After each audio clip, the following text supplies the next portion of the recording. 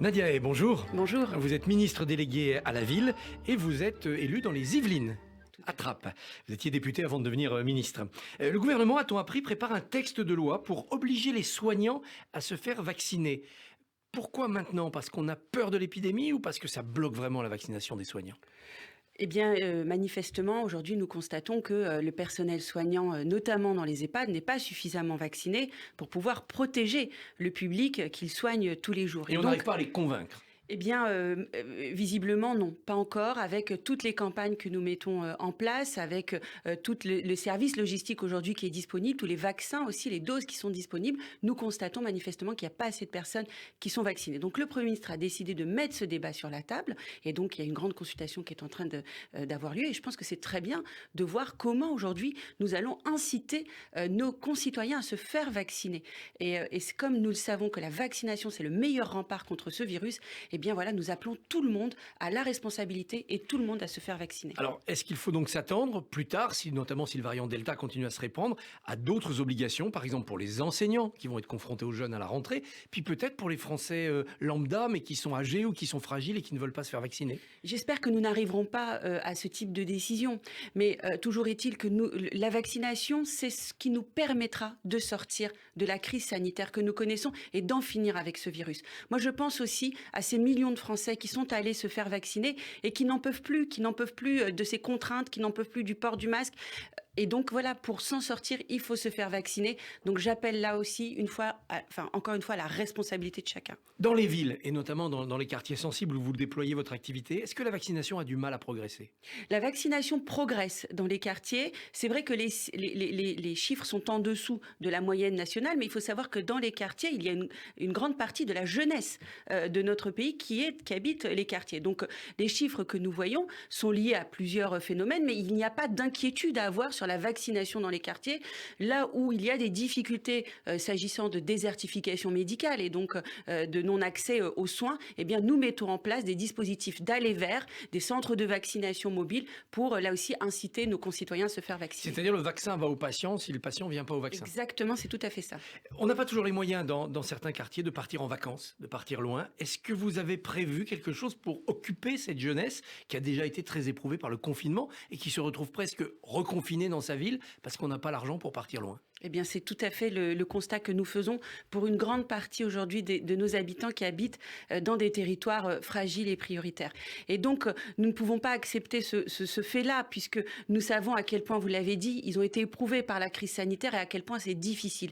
Et donc, nous avons mis en place un programme estival qui est interministériel avec l'Éducation nationale, avec le ministère de la Culture, le ministère de l'Intérieur et le ministère de la Ville pour permettre à ces enfants d'avoir un été festif, d'apprentissage, mais surtout aussi un temps d'accélérateur de sortie de crise pour les jeunes qui sont aujourd'hui en attente d'insertion professionnelle ou d'orientation scolaire. L'été pour aller vers l'emploi en quelque sorte. Exactement, aussi pour mieux rebondir. Est-ce que vous avez des signes du terrain, des médiateurs, des associations, des signes alarmistes sur le thème? Attention, ça chauffe, ils n'en peuvent plus, ça va exploser. Alors il y a des signes qui ne sont pas encore alarmistes, mais des signes qui appellent notre vigilance et notre attention et surtout notre action. Oui, effectivement, il y a un impact sur la santé mentale et notamment des plus jeunes de cette crise, de ces différentes périodes de confinement qui ont conduit à un isolement et à une rupture de lien social. Et pour cela, nous avons décidé effectivement d'agir, de mettre beaucoup plus d'éducateurs et de médiateurs sur le terrain. Nous avons décidé de renforcer les moyens alloués aux associations de proximité pour pallier justement ces difficultés et ce qu'ils rencontrent et le constat qu'ils font aujourd'hui de notre jeunesse. Dans une interview à Elle, le président de la République s'inquiète. Il s'inquiète d'une société de plus en plus racialisée. Est-ce aussi votre diagnostic de terrain? Ce que constate le président de la République, c'est que nous avons, pour certains, pris l'habitude de se présenter selon nos différences. Je suis blanc, je suis noir, exactement. Je suis maghrébin, je suis immigré, etc. Exactement. Alors que normalement, ça devrait être je suis journaliste, je suis femme politique.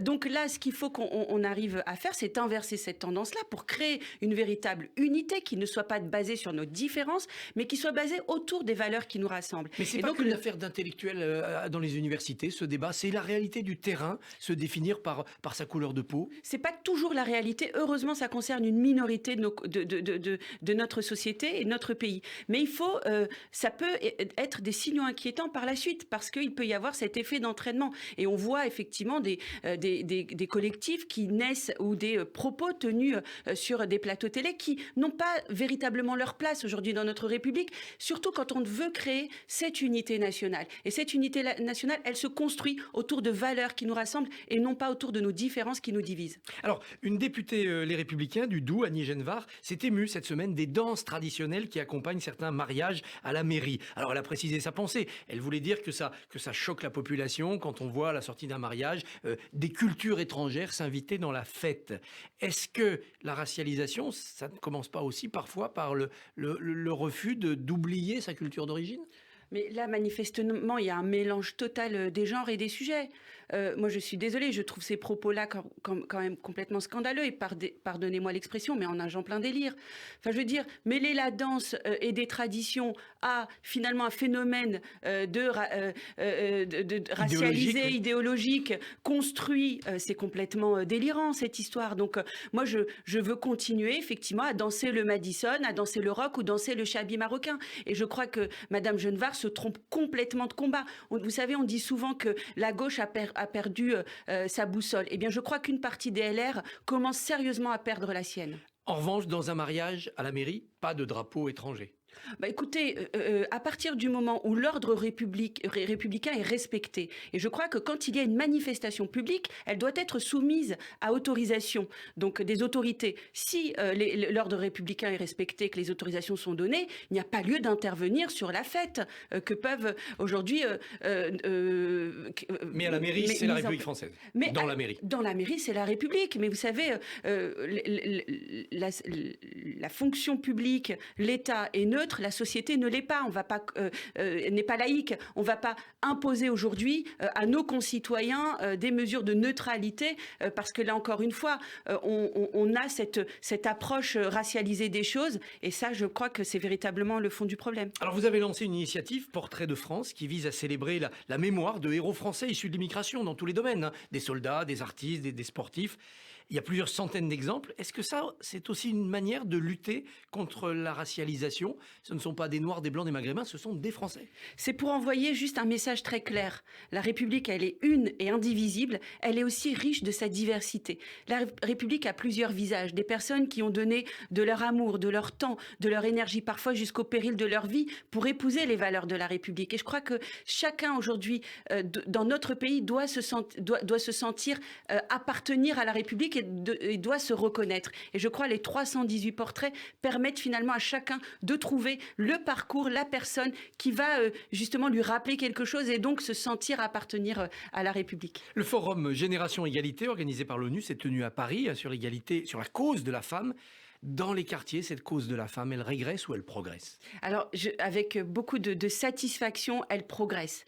Elle progresse effectivement lentement parce qu'il y a encore un problème pour les femmes d'occuper l'espace public, mais surtout d'être visibles. Toutes ces femmes agissantes dans nos quartiers, eh bien, elles n'ont pas encore la visibilité nécessaire. Mon rôle et mon but, mon objectif, c'est de les rendre visibles. Et c'est ce que je fais en accompagnant tous les initiatives portées par des associations et aussi en soutenant de manière très forte l'entrepreneuriat au féminin. C'est par l'entreprise, par l'économie qu'en fait cette cause de la femme va faire un grand bond. C'est le fait de les rendre autonomes, indépendantes et qu'elles puissent affirmer haut et fort leurs droits et participer finalement à la société. C'est tout l'objectif aujourd'hui aussi de mon ministère. J'ai placé vraiment cette cause comme priorité dans le soutien que nous faisons aux associations, le soutien que nous faisons à toutes les instances qui accompagnent l'entrepreneuriat, cette cause des femmes. Effectivement, je suis féministe de mère en fille depuis des décennies, des générations. Et donc, j'y tiens. Je veux que les femmes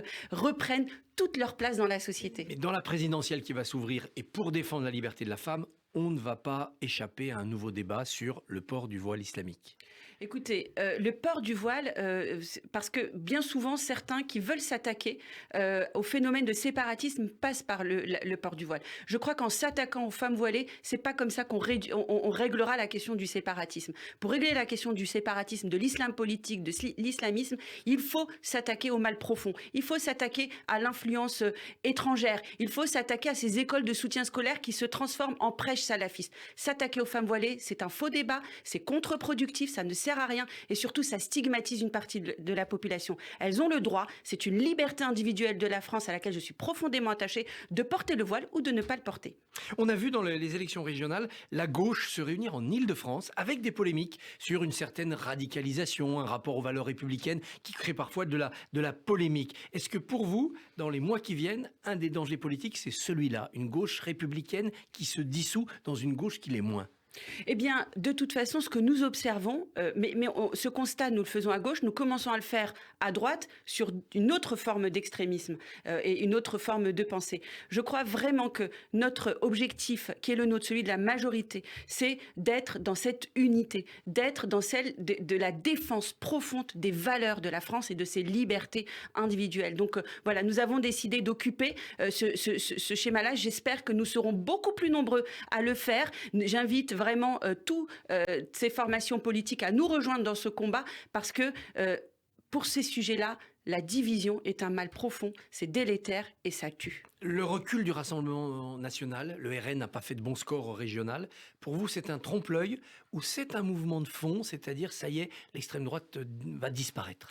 Vous savez, je l'espère que cette extrême droite disparaisse. C'est mon engagement politique. C'est ce qui m'a fait rentrer dans la vie politique. C'est de combattre le Front National. Parce que l'extrême droite, là aussi, véhicule une idéologie que nous ne pouvons pas accepter ni tolérer dans notre pays. Donc oui, effectivement, ils reculent. C'est avec une immense satisfaction. Ils ont perdu des cantons. Ils n'ont pas accédé à des régions telles qu'ils le croyaient. Le Front National s'affaiblit. Je crois que nous y sommes pour beaucoup parce que nous sommes le parti aujourd'hui de la majorité présidentielle qui avons toujours combattu l'extrême droite et nous avons constaté que nous étions parfois un peu seuls dans ce combat-là. Donc je suis très satisfaite que le Front National recule. Que dites-vous ce matin à un jeune qui a 18 ans, qui est issu de l'immigration, qui pourrait voter pour la première fois l'année prochaine et qui n'a pas envie d'y aller ? Eh bien, je l'incite à aller voter.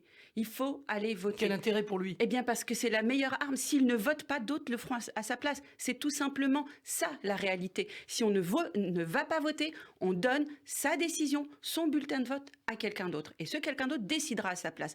Donc, si on veut s'engager, si on veut que les choses changent, il faut voter. Voilà. C'est le seul message que je peux lui apporter parce qu'il a certainement, quelque part, une idée, une défense aussi des valeurs. Eh bien, il faut qu'il aille voter pour justement porter cette idée et ces valeurs. Et vous, l'année prochaine, est-ce que vous serez candidate à un nouveau mandat de député ou est-ce que vous vous dites, j'ai fait de la politique pendant 5 ans, je continuerai mon action qui avait commencé avant par d'autres biais. La politique, ça va, j'ai fait le tour.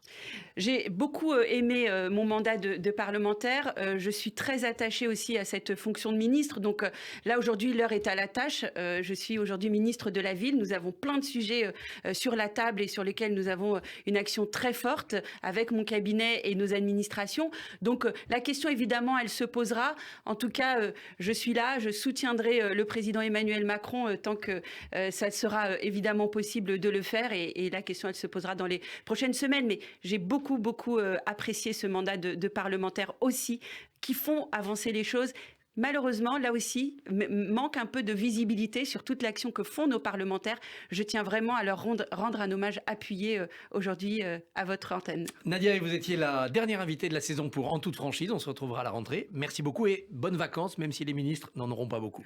Merci à vous et bonnes vacances.